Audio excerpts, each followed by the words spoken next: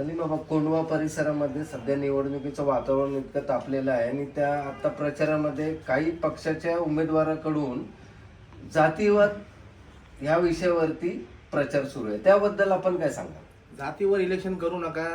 तुम्हाला विकासावर तुम्हाला इलेक्शन लढायची आहे.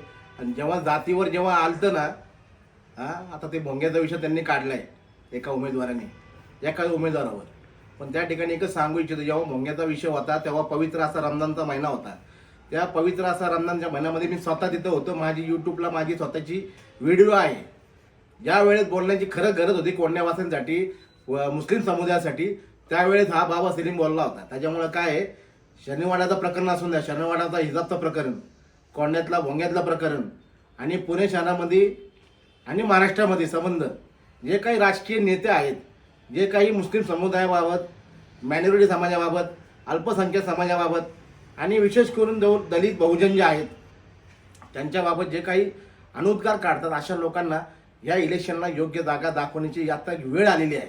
काय माहिती का, मी प्रभाग क्रमांक 13मध्ये थांबतोय. पण विशेष करून कोंढ्यातले जे आहे ना इच्छुक आणि भावी, त्यांना आवर्जून सांगतो, राजकारण करायचं असेल तर विकासावर बोला, रस्त्यावर बोला, खड्ड्यावर बोला आणि जे काही मूलभूत समस्या आहेत लोकांच्या, नागरिकांच्या, त्या सोडवण्यासाठी तुम्ही आवाज उठव.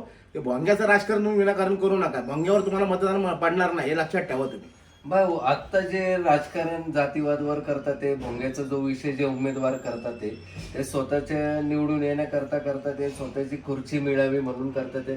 परंतु हे उद्या जर कधी ह्याचा परिणाम उलटा झाला तर सर्वसामान्य कोंढव्याच्या जनतेला ह्याचा परिणाम काय होईल? काय माहिती का, हे सत्तेसाठी आपापलेले आहेत. 10 पक्ष बदलून एका पक्षामध्ये जाणारे लोक आहेत. त्याच्यामुळे काय, सत्ता तिथं नगरसेवक म्हणून कुणी तिथं बसून द्या. पण तुम्हाला एक सांगू इच्छितो, जे काही मूलभूत सामाजिक आणि विशेष करून ज्या काही धर्माबाबतीत ज्या काही तुमच्या अडचणी असतील, समस्या असतील ना, त्या सोडवण्यासाठी वेळोवेळी रस्त्यावर वेळप्रसंगी उतरावं लागतं. आणि त्यावेळी आपण काय बोलायला पाहिजे आणि काय नाही हे लोकांना चांगलं, जनतेला चांगलं कळतं. त्याच्यामुळे काय माहिती आहे का, आता तुम्ही इलेक्शनला हे मुद्दे काढू नका.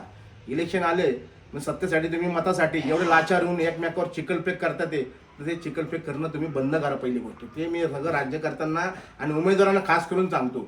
इलेक्शनला लढायचं असेल, निवडून यायचं असेल तर विकासावर, लोकांच्या भविष्यावर, येणारा काळ कसा असणार, आम्ही काय उपाययोजना आणणार आहे शासनाकडनं, केंद्राकडनं, पालिकेकडनं, त्याबाबत बोलावं.